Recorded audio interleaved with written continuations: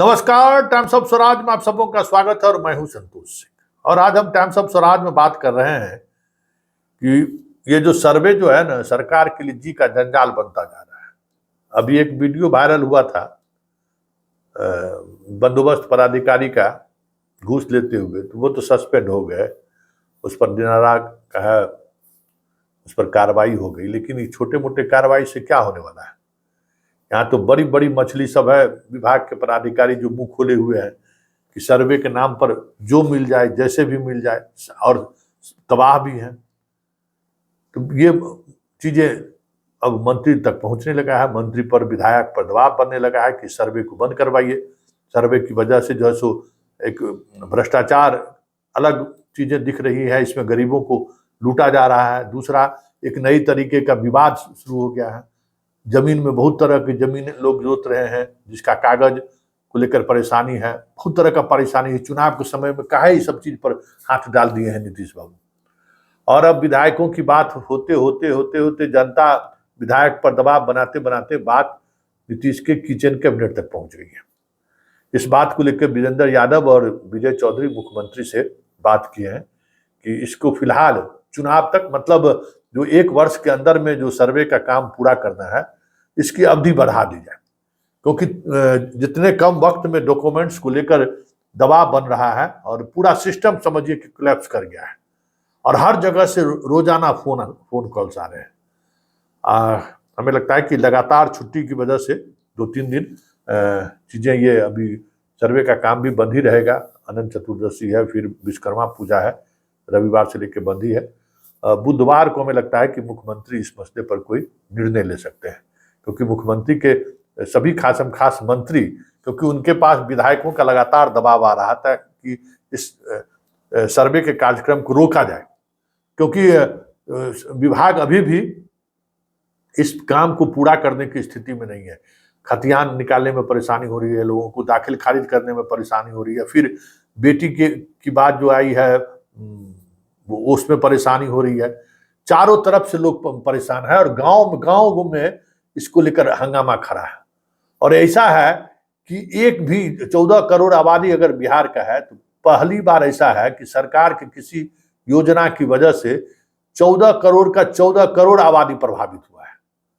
और इतने बड़ी आबादी को प्रशासनिक महकमों के द्वारा जस्टिस मिल जाए, ये संभव भी नहीं है। इस वजह से लोगों में गुस्सा बढ़ रहा है लोगों को। और जो सरकार का जो इकबाल था, वो भी इकबाल पहले वाला इकबाल नहीं है। सीओ की अपनी मनमानी है, चकबंदी वाले की अपनी मनमानी है। चकबंदी वाला और सीओ के बीच तो लगता है जैसे भारत पाकिस्तान का दीवार खींच गया। जमीनी हकीकत यही है कि सर्वे वाले जो लोग हैं, वो और सीओ के बीच जो ऐसा लगता है जैसे एकदम भारत पाकिस्तान की स्थिति बना हुआ है। कोई एक दूसरे को सहयोग करने को तैयार नहीं है।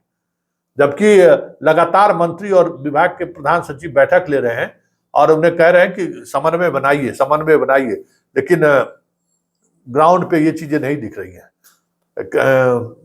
मतलब इस विभाग को, बंदोबस्त विभाग को मजबूती के लिए IAS अधिकारियों को भी नियुक्त किया गया है, वहां पर मैन पावर बढ़ाया जा रहा है। लेकिन जिस तरीके से रॉ हैंड कॉलेज से पास आउट सब लोगों को जो है फील्ड में बिठा दिया गया है, और उसमें भी लड़कियों की संख्या काफी है। सबसे बड़ा प्रॉब्लम यही हो रहा है।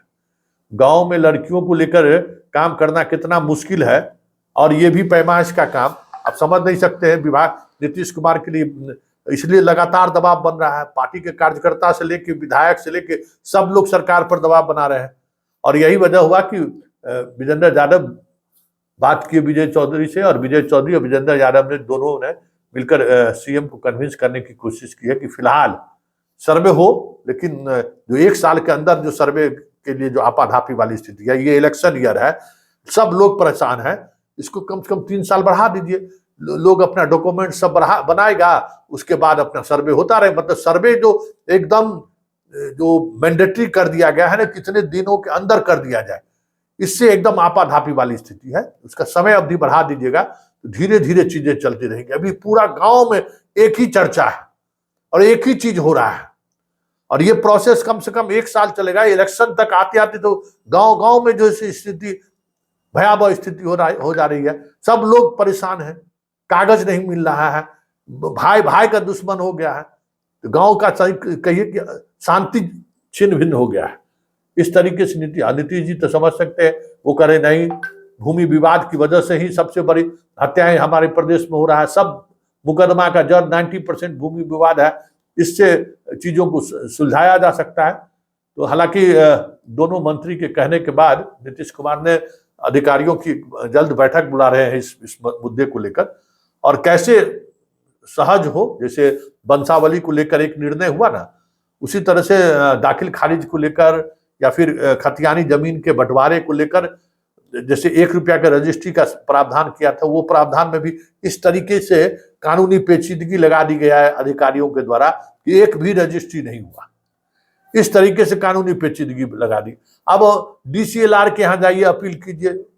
जो एक हुआ कि भाई जिनका उस तरीके का जमीन है, जो 50 साल पहले अंग्रेज से कोठी के माध्यम से लिए हैं बसाक्त भूमि, वो भूमि जिनके अधीन में है, जिन्होंने दाखिल खारिज रजिस्ट्री करा लिया, उसका हो गया। लेकिन आप उसके लिए DCLR के यहाँ अपील कीजिए। अब लीजिए DCLR के यहाँ अपील करिए तो DCLR को घूस दीजिए। अरे अपील क्या करना है, जब आप उसको स्वीकार कर लिए तो घोषित हो गया जमीन उसका। इसी तरीके से रजिस्ट्री के लिए 1 रुपया शुल्क आपने रखा कि भाई के आपसी बंटवारे को लेकर हम कोई शुल्क नहीं लेंगे, 1 रुपया में आप रजिस्ट्री करा लीजिए। लेकिन कहीं नहीं हो रहा है। विभाग इस तरीके से पेच फंसा दे रहा है, समस्या खड़ी हो जाए, क्योंकि उससे कमाई नहीं हो पा रहा है। इन चीजों को देखने की जरूरत है, और जब तक ये सारी चीजें पूरी तौर पर स्पष्टता के साथ सामने नहीं आ जाता है, गांव में वाकई में अराजक स्थिति हो गई है।